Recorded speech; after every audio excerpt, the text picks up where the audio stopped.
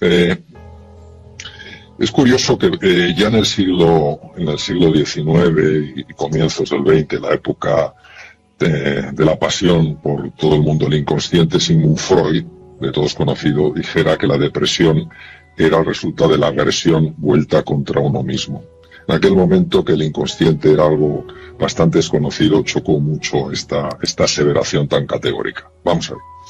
Nosotros no somos conscientes, y te lo digo porque en mis 26 años de ejercicio clínico he podido ver de lo que voy a hablar ahora. No somos conscientes del poder que tiene una parte del cerebro que es la que regula el pensamiento y que es específicamente el lado izquierdo, el hemisferio cerebral izquierdo.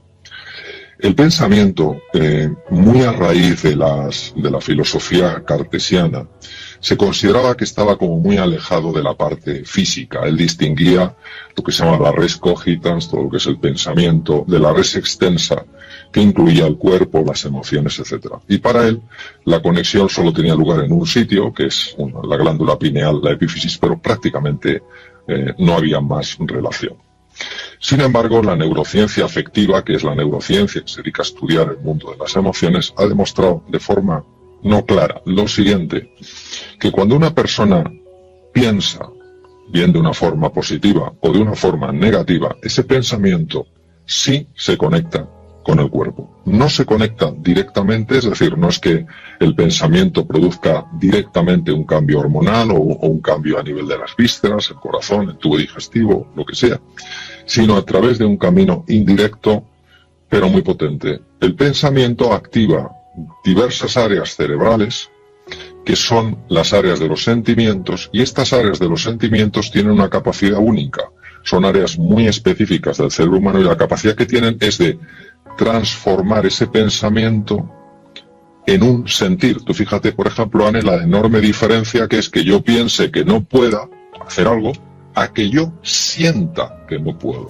Claro. Si yo siento que no puedo, lo pasa a la parte física. Exacto. Entonces, lo curioso es que esos mapas de los sentimientos que son activados por el pensamiento tienen una conexión directa con el cuerpo. Es decir, ellos transforman lo que inicialmente era un pensar, ahora en un sentir y después en un vivir. Es decir, son mapas... Una realidad. Exacto. Lo convierte en una realidad material. Una realidad material que afecta, lógicamente, a la musculatura, pues una persona se pone tensa. Afecta a las vísceras, el corazón, el tubo digestivo, todas las estructuras del cuerpo, y que además también afecta al cerebro. Es decir, hoy sabemos, por ejemplo, y esto obviamente no se podía saber en la época de Freud porque no existía tecnología, hoy sabemos que el pensamiento, cuando genera estos sentimientos, sobre todo dos sentimientos que son tremendos, que son los sentimientos de impotencia y los sentimientos de desesperanza tan comunes en el ser humano y sobre todo en momentos tan complicados como este. Cuando esos sentimientos de impotencia y desesperanza se mantienen durante un tiempo prolongado, pues tenemos que tener cuidado, es bastante impactante lo que son capaces de hacer, que es que ese movimiento fisiológico, es decir, ese movimiento a nivel del cuerpo que produce, es capaz de matar neuronas cerebrales.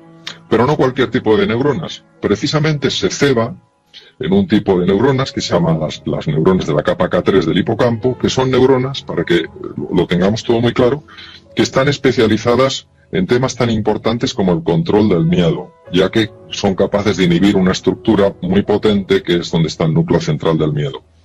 Por otra parte, son neuronas muy absolutamente claves, fundamentales en todo lo que tiene que ver con nuevos aprendizajes. Todos tenemos que aprender cosas nuevas. ¿Qué quiero decir? Quiero decir que, como muy bien decías tú en tu introducción, es normal, ¿cómo no lo va a ser?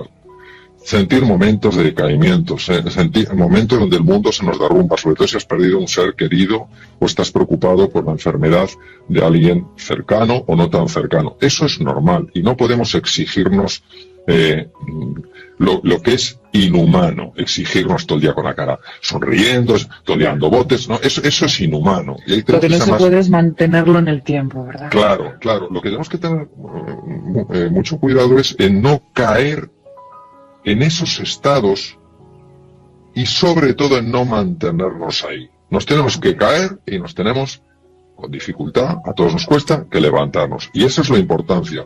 Y la importancia por eso también de hablarnos de forma positiva porque esos sentimientos que son positivos activan procesos fisiológicos y, atención, esto es muy importante, mejoran la capacidad del cerebro para tomar buenas decisiones, que es lo que tenemos que tomar cuando tenemos tan poca información. Porque en un mundo tan incierto como el que estamos viviendo y el que vamos a ir viendo, vamos a tener que tomar decisiones con poquita información. Bueno, pues por lo menos que las tomemos con el mayor grado de sensatez posible.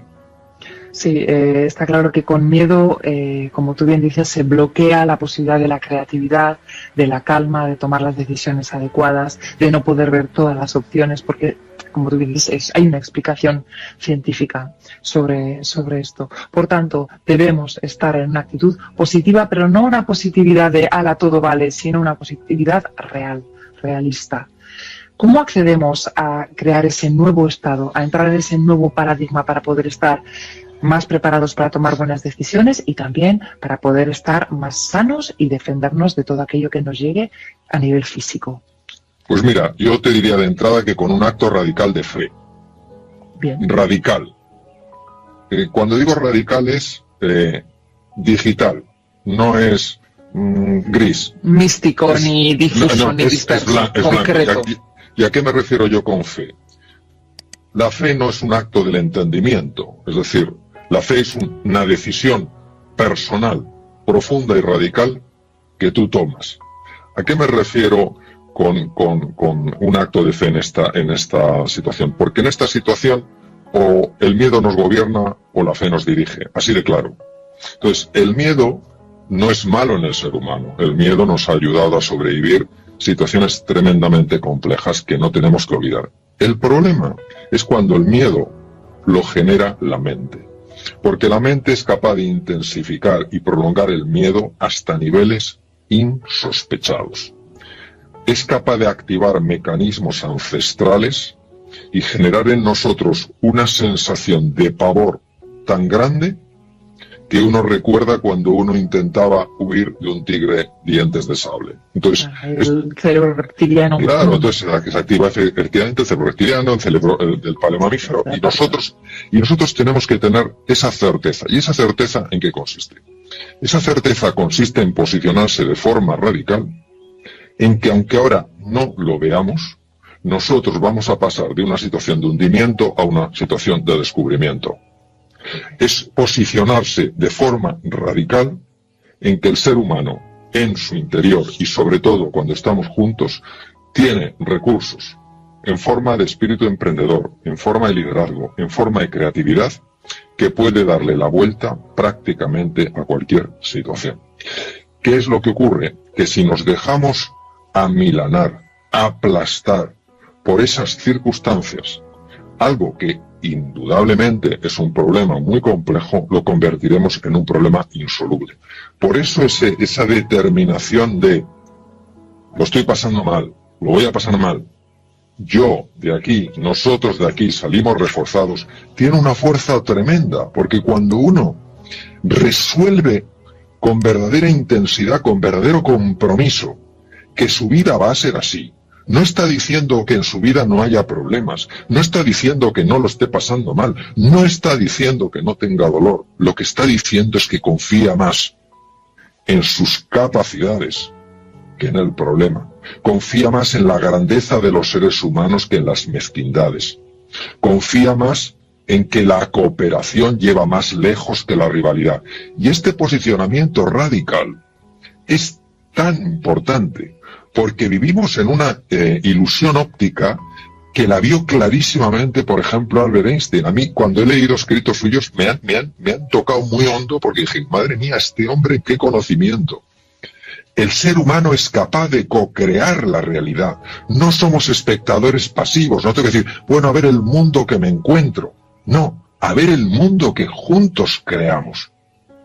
Y si somos capaces de entender este poderío, que no es arrogancia, es justo reconocimiento, que está en cada uno de nosotros y que se multiplica a la enésima potencia cuando lo hacemos juntos, no tenemos por qué vivir asustados. Podemos tener miedo, ¿cómo no vamos a tener miedo? Pero una cosa es tener miedo y otra es vivir asustado. No, podemos darnos el lujo en estos momentos de vivir asustados, porque anulamos toda esa grandeza, la sepultamos bajo la preocupación, bajo la angustia, bajo la depresión. Está claro este concepto de la importancia de ponernos en los pensamientos positivos para que nuestra mente, nuestro cuerpo estén dispuestos a crear y creer. Vamos a hablar de las oportunidades que quizá hasta ahora no habíamos visto. Cuando nosotros sabemos que en momentos de crisis, en momentos convulsos, también existe una oportunidad y aceptamos que el momento, efectivamente, como bien ha dicho el doctor, es crítico, pero que podemos salir adelante con fe, empiezan a crearse las oportunidades desde una especie de conexión entre ambos hemisferios, desde ese inconsciente. ¿Cómo podemos trabajar eso? ¿Cómo se entrena el poder estar un poquito más elevado en esa actitud positiva y creadora? Una de las cosas que a mí más me ha llamado la atención cuando he estudiado un poquito la obra de Jung fue cuando él hablaba de las sincronicidades. Hay una situación muy apasionante en la que, bueno, Jung y Freud estuvieron muy unidos durante 6 años. Freud era 20 años mayor que Jung, pero se quedó muy impactado por el joven suizo y durante 6 años colaboraron hasta que finalmente Jung se desvinculó. Entonces, ambos, Jung por su lado y Freud, le daban mucha importancia a los sueños. Bien, en una ocasión Jung estaba hablando con Freud, le estaba contando un sueño muy extraño que había tenido, en el que se había encontrado en medio del sueño con un escarabajo egipcio rarísimo de encontrar. Y en ese momento, él estaba describiendo el sueño que él había tenido la noche anterior, hubo un golpe en la ventana y apareció exactamente ese escarabajo. Yo, personalmente, no cosas tan rotundas, pero sí bastante impactantes en mi vida, he experimentado esto. Es decir, los fenómenos de sincronicidad no son ni de mentes iluminadas ni de gente rarita. Son cosas que nos pasan, pero que muchas veces nos resultan tan rompedoras que intentamos encontrar una explicación más lógica. Y como decía Einstein, en la vida o nada es un milagro, todo es un milagro. ¿Por qué digo eso? Lo digo porque si nosotros somos conscientes de que la división entre el mundo interior y el mundo exterior es una falacia. ¿A qué me refiero? Cuando los seres humanos estábamos más en contacto con la naturaleza, nosotros no nos veíamos separados de la naturaleza. Es inexplicable, sino que tribus nativas pudieran descubrir remedios terapéuticos en una selva donde hay millones de plantas. ¿Cómo es posible que lo supieran si no tenían microscopios, ni tenían nada, ni tenían sistema de investigación? Algo debieron de apreciar en esa naturaleza para poder convivir con esa naturaleza. Luego el ser humano empieza a experimentar una serie de cambios y se aleja de la naturaleza, sobre todo en la época moderna, y el mundo científico empieza no a entender la naturaleza, sino a describirla. Bueno, si nosotros recuperamos esta idea de que el mundo exterior y el mundo interior solo están separados a nivel mental, nos daremos cuenta que la actitud que nosotros tomemos en la vida, que quiere decir ni más ni menos que cómo me relaciono yo con una realidad, tiene la capacidad de curvar la realidad. ¿Qué es curvar la realidad? Tiene la capacidad de afectar al mundo exterior, a las circunstancias, porque el mundo interior y el mundo exterior solo están separados a nivel de espejismo, a nivel de ficción. Y por eso le doy tantísima importancia a la actitud ante esta situación. Ahora es cuando más importante es pensar en grande. Ahora es cuando parece que es menos lógico, más contraintuitivo, es cuando más hay que hacerlo. No nos tenemos que olvidar de una cosa. La razón, lo que entendemos por razón, es una forma muy limitada de conectar con el mundo. Muy limitada. Cuando el propio Einstein hizo su famoso descubrimiento de la teoría de la relatividad, efectivamente, en la física teórica, empezaron a decirle lo listo que era, lo bien que razonaba, y él se enfadó y dijo: no le atribuyo a la lógica ningún papel en el desarrollo de mis hallazgos, de mis descubrimientos, sino al poder de la imaginación. Y de ahí su famosa frase: la imaginación es más importante que el conocimiento. Lo que quiero decir es que no hay ni un solo ser humano en este planeta que no tenga la capacidad de curvar la realidad, pero es tan contraintuitivo, es tan poco encaja tan mal en nuestro sistema de razonamiento que uno dice, bueno, este hombre se ha fumado algo extraño. No, no he fumado nada extraño. Es que lo he vivido, lo he visto y por eso confío tanto en eso, que no es negar la envergadura del desafío, es tampoco negar la solidez y la grandeza que existe en el ser humano. También es verdad que es importante hablar de cómo nosotros creamos nuestra propia realidad a través de la dialéctica, de cómo nosotros tenemos que poner mucha atención a cómo nos hablamos a nosotros y creamos esa realidad a través de la lengua y de la lingüística y del hablar, del expresarnos verbalmente. Atentos a esto, porque viene de nuestro cerebro, pero provoca también reacciones en nuestro cuerpo. Esto es un punto muy interesante el que tocas, Ana, y una de las cosas que más me apasiona, ¿no? Que es la lingüística aplicada. Vamos a ver. Hay algunas frases que están llenas de, para mí, de genialidad y otras que están llenas de torpeza. Las palabras se las lleva el viento. ¿Pero qué se las va a llevar el viento, por Dios? ¿Pero cómo se las va a llevar el viento las palabras? Las palabras son como las cerezas. Yo siempre distingo la picota y la cereza. Me encantan las dos. La picota va sin rabito y la cereza van dos juntitas. El lenguaje es como las cerezas. Tú mueves una cereza y mueves la otra. ¿Y qué está en el otro lado? Porque en uno está el lenguaje y en el otro ¿qué está? Pues mira, en el otro está, que lo sabes perfectamente, en el otro está, primero, imágenes. Segundo, símbolos. Tercero, sentimientos. Cuarto, reacciones viscerales. Por eso, una palabra tira de todo eso. ¿Cómo vamos a decir que las palabras se las lleve el viento? Se lleva el viento. Hay palabras que curan y hay palabras que enferman. Entonces, lo que tú comentas es fundamental. La persona que más va a influir en ti, en mí, es uno mismo. El lenguaje que nosotros utilizamos, con nosotros mismos, genera realidad. La narrativa nos atrapa. El personaje nos atrapa. Y claro, lo que no tenemos es que ser el personaje de un bodrio de película. Tenemos que entender que podemos escribir ese guión.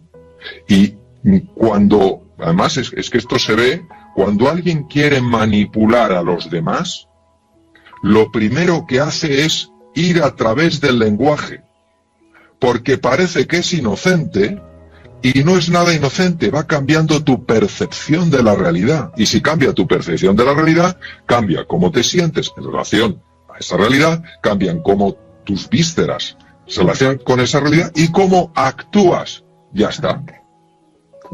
Totalmente. Ahí podríamos hablar muchísimo de todo el metamodelo que desarrollaron los grandes expertos de la programación neurolingüística, hablar de la dicotomía de Saussure, de lengua y habla.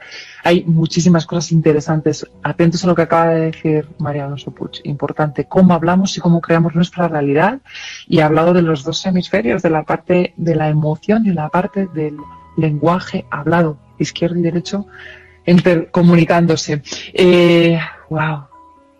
Vamos a hablar también de la ansiedad, esa ansiedad que bloquea la creatividad y la emprendeduría en momentos en los que estamos deseando ser emprendedores, en los momentos en los que nos vamos a tener que reinventar. Atentos a la ansiedad, identifiquémosla, recibámosla, aceptemos sin juicio para darle la vuelta a esto, porque como bien has dicho, cuanto menos ansiosos y menos asustados estemos, mejor vamos a estar. Recuerdo unos consejos que dabas tú para trabajar los tres ámbitos, el mental, el físico y el emocional. Hacer deporte, descansar, todos aquellos consejos que dabas tú, los podemos repasar para que la gente que nos está viendo diga, ay va, pues yo esto me vendría bien, tiene razón el doctor, si yo descansara más, si yo apagara mi móvil a las 11 de la noche, si yo hiciera un poco de ejercicio, si yo trabajara en la presencia plena, todas esas cosas que son consejos que vienen de alguien que sabe que pueden ir bien. ¿Cuáles pueden ser? Bueno, primero hay que distinguir, tomando el hilo de la ansiedad, hay que distinguir la ansiedad, la angustia y la depresión, porque son primos hermanos, están muy, muy cerca. La ansiedad es la proyección al futuro de un problema todavía no está ese problema, y además proyectas en el futuro tu incapacidad de resolverlo. Imagínate qué pan con tortas hemos hecho. Lanzamos un problema al futuro y encima nuestra incapacidad, y empezamos a sufrir ya. Esa es la ansiedad. Y la ansiedad se nota en el pecho. La angustia se nota en el abdomen. Y la angustia es el miedo actual frente a algo a lo que no puedo poner nombre. Es decir, es un miedo. O sea, si yo, por ejemplo, estoy en un sitio y veo, imaginaros que estoy en un pueblo, en las ferias de un pueblo, y entra un toro por la puerta, porque se va la puerta por delante, y digo, un toro allí, pues la gente sabe hacia dónde correr. Pero si yo me pongo a gritar como un poseso, toro, toro, toro, estoy generando un miedo, pero las personas no saben cómo reaccionar porque no le pueden poner forma, no lo ven. Bien, esa es la angustia. Y la depresión muchas veces es el resultado de un proceso mantenido en el tiempo de ansiedad y angustia. Bien.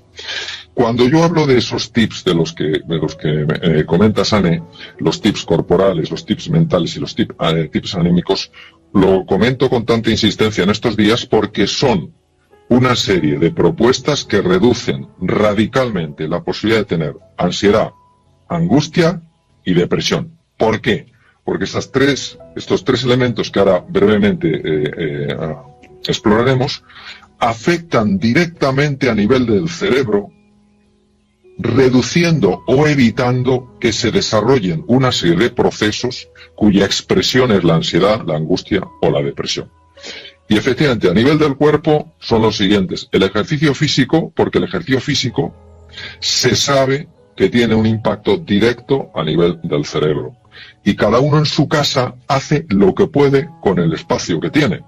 Pero se puede mover, porque si al sedentarismo, que ya es tradición en nuestra sociedad, le añadimos que encima estamos en casa, pues ya lo multiplicamos a la enésima potencia. Entonces, eso en primer lugar. El ejercicio físico, sobre todo lo que suponga una aceleración del pulmón y del corazón, de la frecuencia respiratoria y de la frecuencia cardíaca. Bombeando. O para estar bombeando, exacto. Luego, el tema de la nutrición.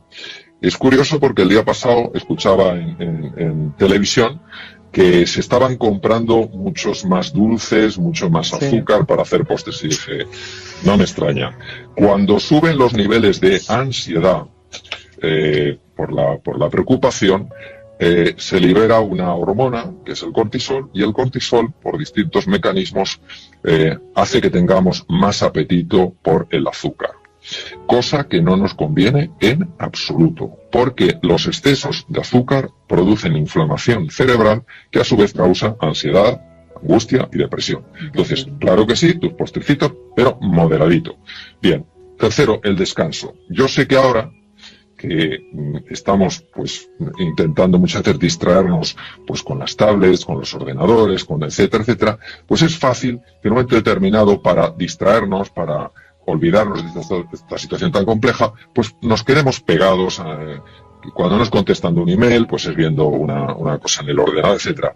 No es recomendable hacer esto más allá de las 11 porque interfiere un mecanismo muy complicado, que es el mecanismo del sueño. Y el mecanismo del sueño no solo tiene un impacto a nivel cerebral, sino que tiene un impacto en el sistema inmune. Nosotros nos interesa no solamente que sea más difícil cogerse el virus, sino que si lo cogemos el sistema inmune lo mate, y sobre todo que el sistema inmune esté correctamente modulado, es decir, que ni se quede corto ni se pase. Por eso esas 7 horas, 8 horas y procurando irse a la cama a las 11 y no ver emails, el ideal es no ver emails a partir de las 8 y pico de la noche, porque a partir de las 9 empieza a segregarse la melatonina y es lo que hay que evitar que se interfiera. Entonces, esas son 3 cosas que son muy sencillas, pero tienen un impacto directo en el cerebro.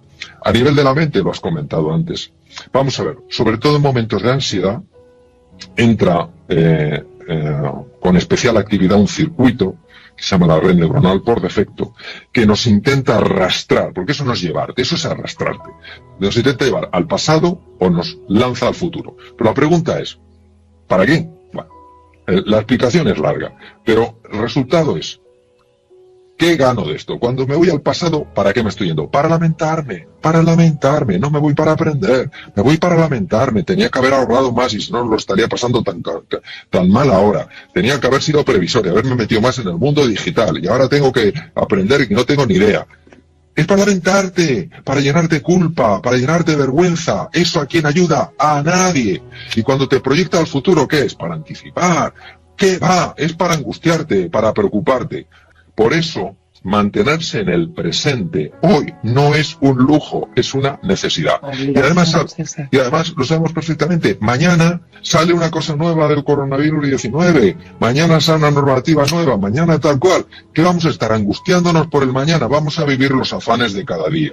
Y esto tiene muchas repercusiones muy favorables, no solo a nivel del funcionamiento del cerebro, mejora la eficiencia, mejora la memoria, mejora el manejo de datos complejos, sino además del sistema inmune favorece la modulación correcta. Eso a nivel de la mente podríamos entrar en más cosas. Pero a nivel del alma, que es la parte espiritual, la parte trascendental de un ser humano que abraza a todo el mundo, como decía la Madre Teresa de Calcuta, mi única religión es el amor. Entonces, cuando hablamos de espiritualidad, hablamos de sabiduría, hablamos de amor, no estamos hablando de nada de otro tipo, perfectamente compatible. Sí. Claro, perfectamente compatible con una religión madura, perfectamente compatible con ninguna religión. Es decir, es salirte de tú, yo, mío, pum.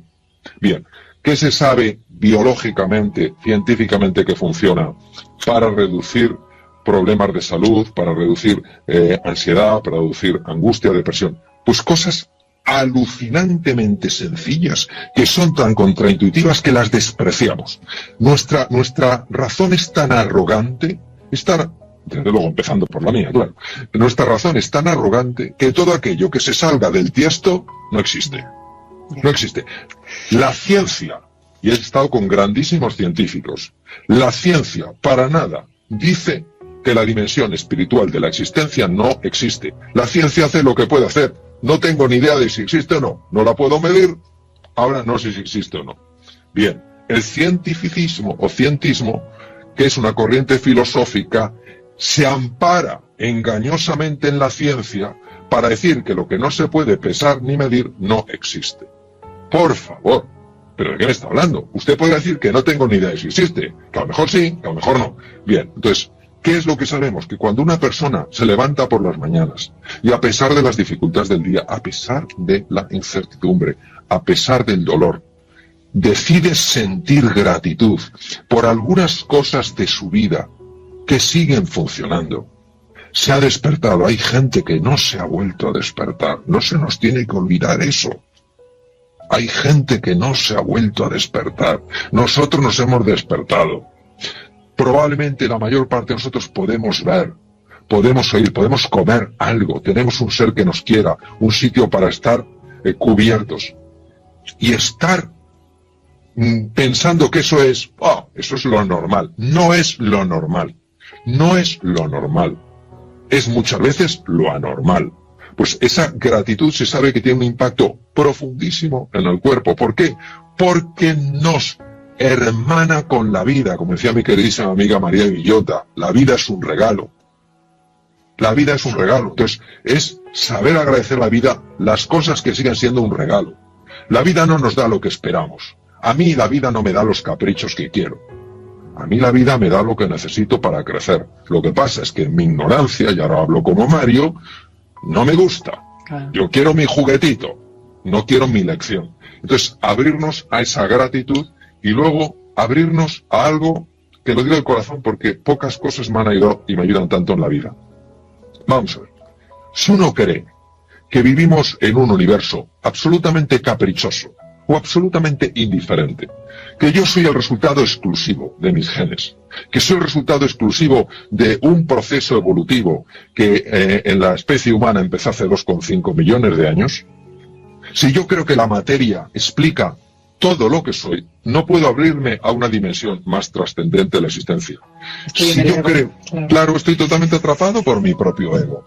Ahora, si yo me abro a la posibilidad, no digo que compre nada, me abro a la posibilidad de que tal vez, quizás, quién sabe, yo vivo en un universo que es consciencia y amor, y que ese universo no va a permitir que suceda en mi vida nada que no me ayuda a crecer en alguna dimensión, la que sea, yo claro que lo puedo pasar de aquilo, claro que puedo refunfuñar, claro que puedo enfadarme con el universo. También a lo mejor puedo abrirme hacia ese misterio insondable que es la vida y reducir la resistencia que estoy ofreciendo a lo que me está pasando. Lo fascinante desde el punto de vista biológico, y esto es una cosa que a mí me lleva enamorando desde que entré en la Facultad de Medicina, lo fascinante desde el punto de vista biológico es que cuando uno acepta que no resignarse es asumir esto es lo que es, el cuerpo funciona mejor. El cerebro funciona mejor, las hormonas que se liberan son más saludables, pero cuando yo me rebelo, cuando yo me enfado, cuando yo culpo a la vida de por qué hace esto, si no es que esto sea bueno o malo, lo que hay que leer es qué pasa en el cuerpo. ¿Por qué? Porque el cuerpo es el que de verdad sabe, el cuerpo es el que lleva la cuenta, el cuerpo es el que está conectado con la vida. Mi cabeza no está conectada con la vida, mi cabeza está conectada con una abstracción, que significa una extracción de las cosas. Entonces, propia interpretación de lo que sucede, pero no lo que sucede en realidad. Claro. Totalmente, como decía Alfred Korzybski, decía, ni el mapa es el territorio, ni la cosa ni la cosa corresponde con el nombre de la cosa. Pues exactamente lo mismo. Entonces, es abrirse un poco humildemente en el dolor, para no caer en la desesperanza, sino abrirse a un misterio insondable.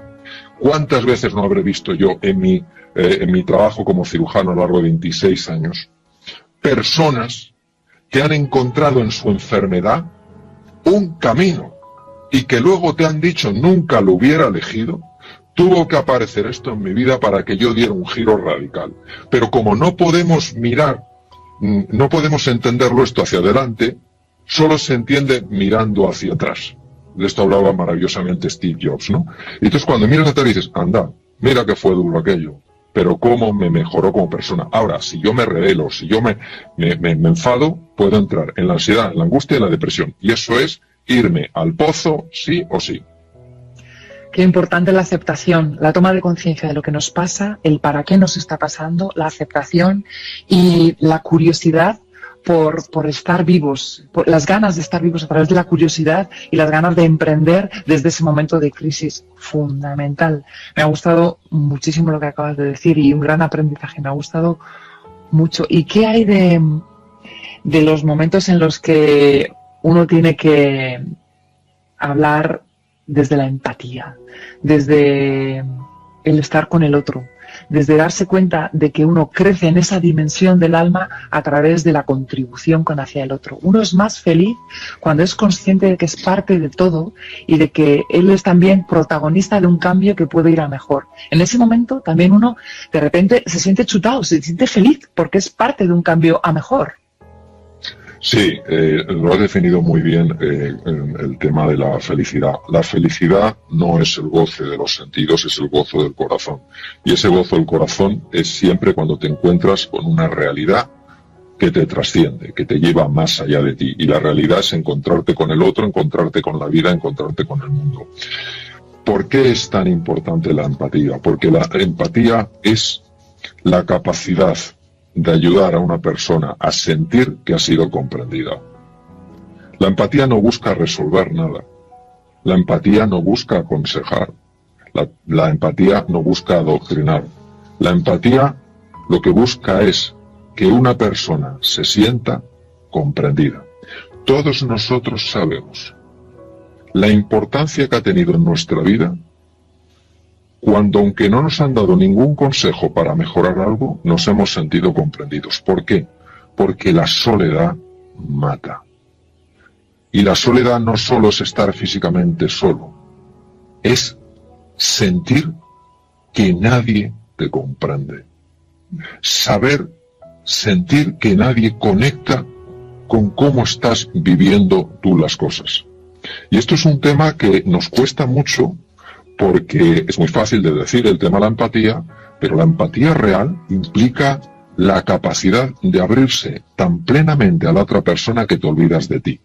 Y es tan difícil, Ane, olvidarse. Nos aferramos a lo nuestro, conjugamos en primera persona singular con una facilidad y nos gusta tanto, pues yo más, y tú sufres, pues fíjate, yo también más. Yo también, a ver quién sufre más. A ver quién sufre más, y así nos ganamos el cielo y ya está, y todo arreglado. Sí, y yo te eso estoy contando una cosa. Sí, yo creo que es muchas veces una mala interpretación de un montón de cosas. De creencias. Claro, de creencias ancestrales. Yo creo que cuando tú estás verdaderamente conectado con una persona, lo que se llama presencia plena, eso ya es empatía. ¿Por qué? Porque cualquier persona que sienta que le estás dando tu atención no dividida, se siente valiosa. Tú no prestarías tal nivel de atención a algo o a alguien que no le estuvieras percibiendo con semejante valor. Bien, tenemos tales déficits en la autoestima, tenemos imágenes tan aberrantes de nosotros mismos, tan alejadas de la realidad. Nos vemos de una forma tan absolutamente distorsionada que cuando alguien te mira con tal interés, con tal deseo de comprender, con tal deseo de conectar, está, sin que te des cuenta, reparando a un nivel profundo enormes heridas que a lo mejor se hicieron cuando eras pequeñito, cuando eras pequeñita. Por eso tiene tantísima importancia la empatía. Y recuerdo una cosa que para mí es bastante clave. Todos sabemos que o muchos hemos oído que los indios navajos, un pueblo tan sabio en los Estados Unidos, hablan mucho de que tienes que caminar 5 leguas en los mocasines de la otra persona. Para saber. Sí, yo creo personalmente, es mi forma sin duda muy limitada de verlo, yo creo que no tienes que andar en sus mocasines, pero sí tienes que ponértelos. Es decir, andar en sus mocasines puede ser como simpatizo con esto.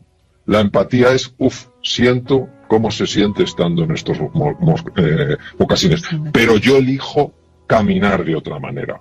Entonces, ese punto yo creo que es clave, porque además en temas de biología esto es brutal.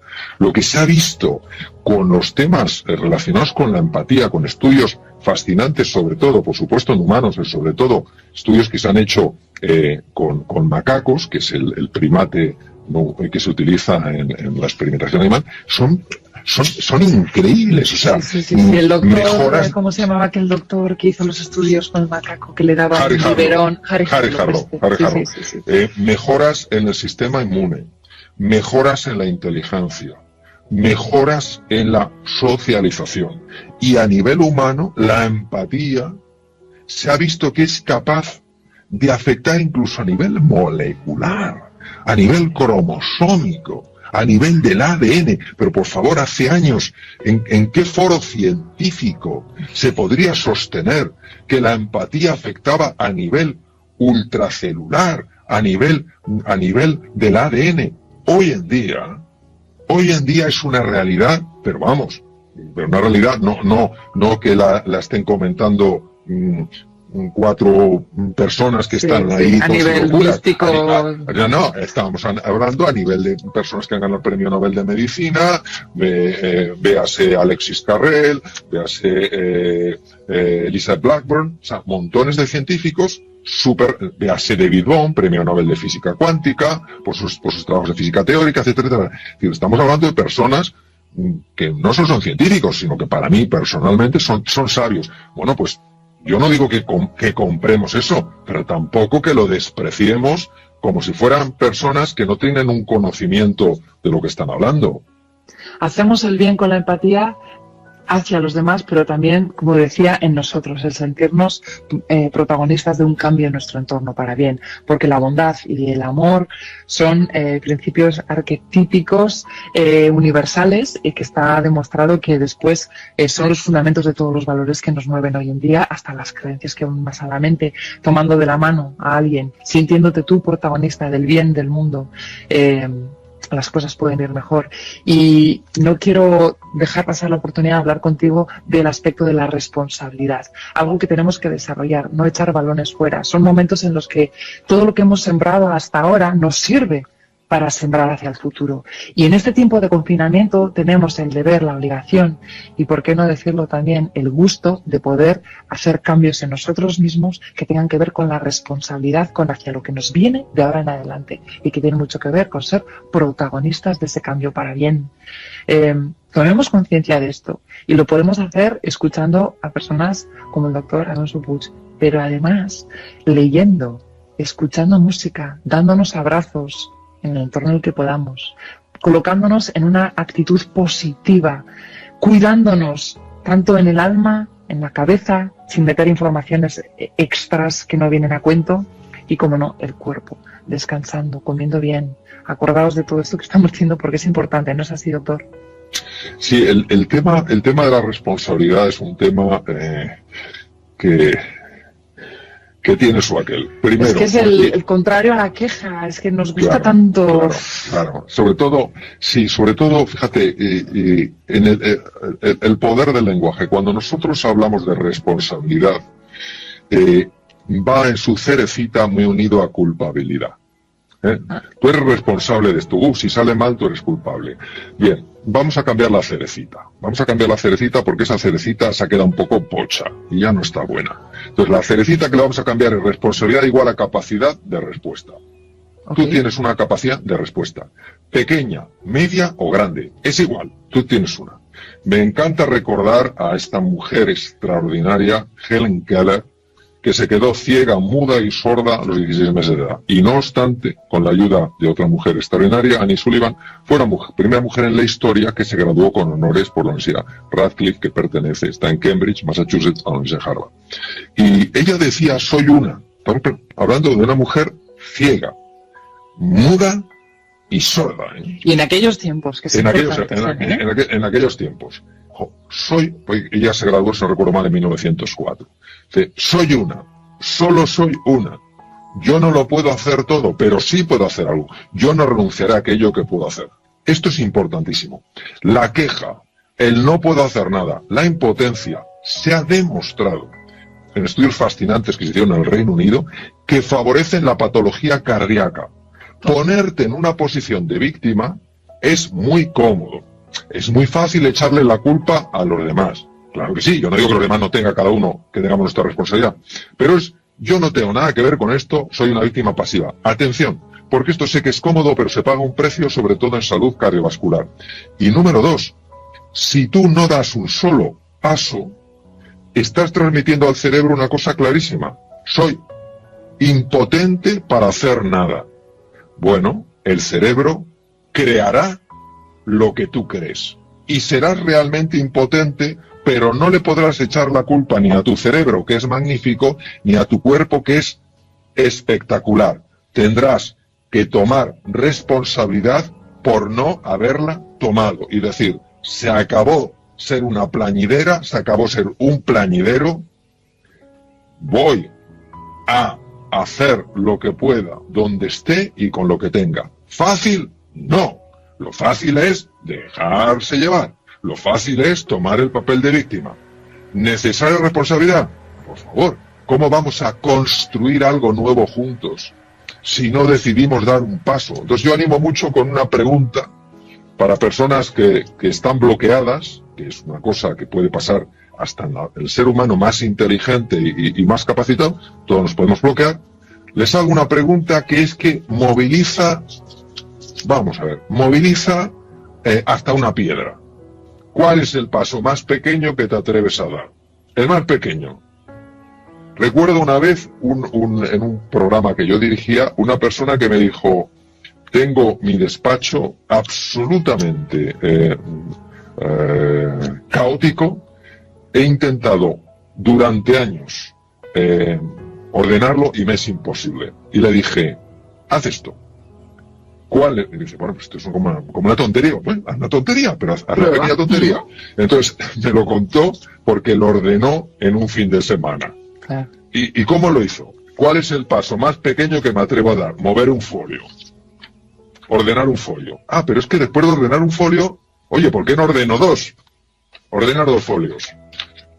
Bueno, voy a poner, en un fin de semana acabó ordenándolo todo. Es que esto es lo que no nos damos cuenta.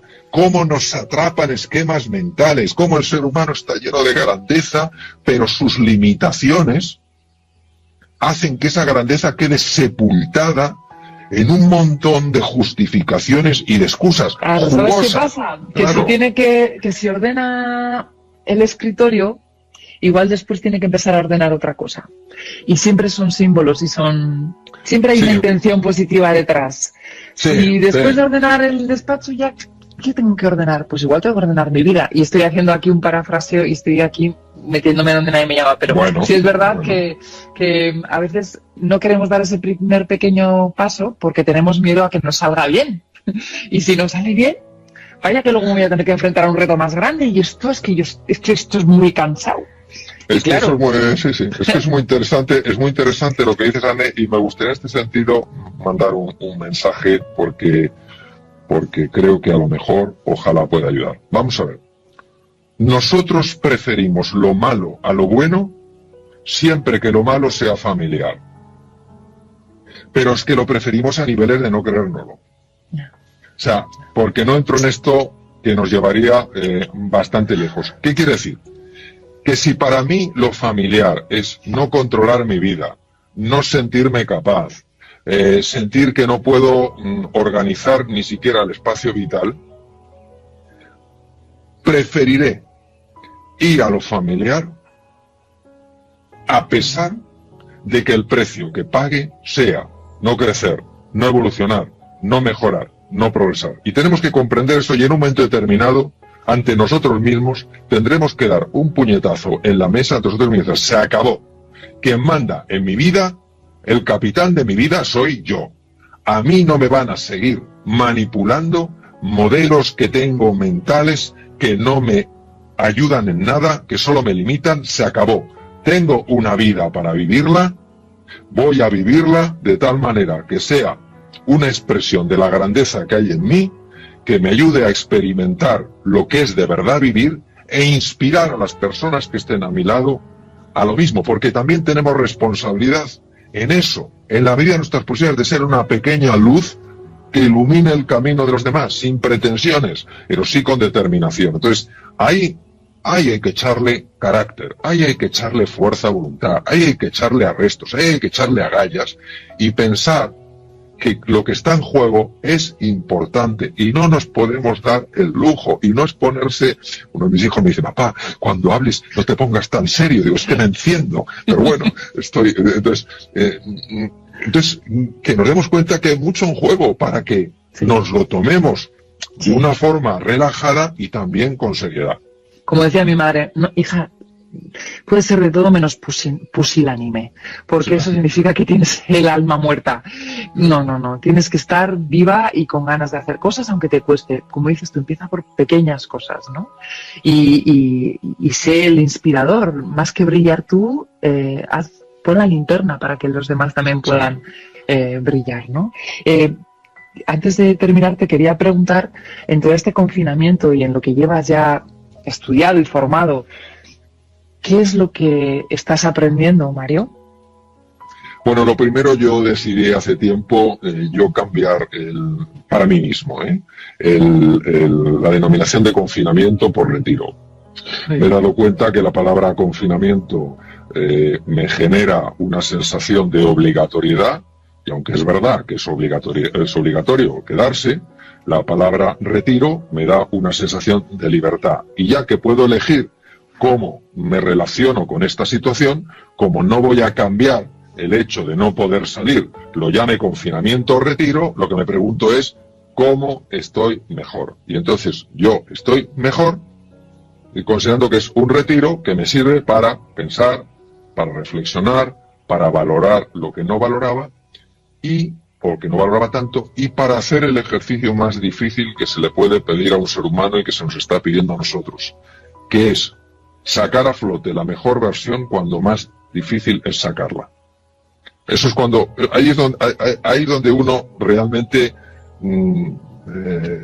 se está jugando mucho, cuando es capaz de no dejarse apabullar, arrastrar, amilanar, empequeñecer por unas circunstancias muy difíciles y dice, acepto que estas circunstancias son así. Si hubiera podido, desde luego no las habría elegido. Son las que son. ¿Qué voy a hacer yo durante este periodo, el tiempo que dure, para sacar a flote algo que me ayude, que nos ayude a vivir esta cosa, esto que estamos viviendo, de una forma diferente? Y yo creo que si hacemos eso, en algo vamos a salir reforzados. Si no, esto nos arrastra y nos lleva a un vacío en el que no tenemos por qué caer. El ser humano, como decía maravillosamente Viktor Frankl, muchas veces no puede elegir sus circunstancias. Claro que no. Nosotros no hemos elegido estas circunstancias. Él tampoco las eligió. Él tampoco eligió estar en 3 campos de concentración nazi. No lo eligió. Él tampoco eligió ver a tanta gente morir. Él tampoco eligió tener que sufrir tanto. Lo que sí dijo y transformó su vida y la de muchas personas es: si puedo elegir cómo me relaciono yo con esto. Entre lo que me pasa y lo que hago, entre lo que me pasa y cómo respondo, hay un espacio donde me juego la libertad. La libertad de elegir cómo lo quiero vivir. Quiero vivir este momento de reclusión, de retiro, de confinamiento, cuarentena, o quedamos en casa de una manera, o la quiero vivir de otro. Y tenemos una responsabilidad en esto, no de ocultar nuestras emociones, porque todos tenemos emociones y las emociones han de fluir.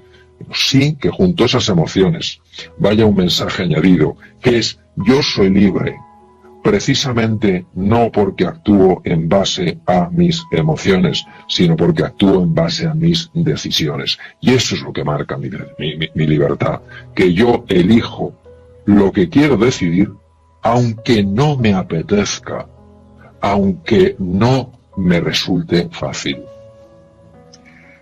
Gracias, Mario. Estaría un rato largo, pero no quiero abusar de ti. Llevamos casi 1 hora hablando y escuchándote, sobre todo. No sabes la de gente que está entrando para dar las gracias por tu aportación, gente que te conoce hace tiempo y gente que te acaba de descubrir, pero yo creo que eres una persona ya reconocida no solamente a nivel nacional, sino a nivel mundial, y es un lujo tenerte aquí en este ratito. Gracias de verdad por tus aportaciones, de verdad te doy mi sincera, pues eso, agradecimiento. Enhorabuena por todo lo que estás haciendo, porque no solamente estás aquí, te estás comprometiendo. Ojalá nos veamos pronto en nuestros foros, cuando estamos por ahí con mentes expertas dando nuestras charlas, cuando podamos abrazarnos de otra forma y te dé las gracias en persona. Pero ahí, en nombre de todas las personas que están aquí, ese agradecimiento por compartir tanto y sobre todo por lo bien que nos lo cuentas, con esa actitud tan positiva y tan de construir. Bueno, muchas gracias a ti, Anne, por esta iniciativa tan maravillosa, por ser como eres, siempre una sonrisa y un mensaje de ilusión. Mandar a todas las personas que nos han seguido un abrazo entrañable y sobre todo recordarles eso, recordarles que ese posicionamiento detrás del dolor está el crecimiento, detrás del dolor está la transformación. Es una realidad que, si estamos dispuestos a crearla, seremos capaces de crearla. Claro que sí, claro que sí. Muchas gracias. Hasta pronto, Mario. Adiós. Cuídate. Chao, doctor. Gracias. Adiós. Adiós. Hasta luego.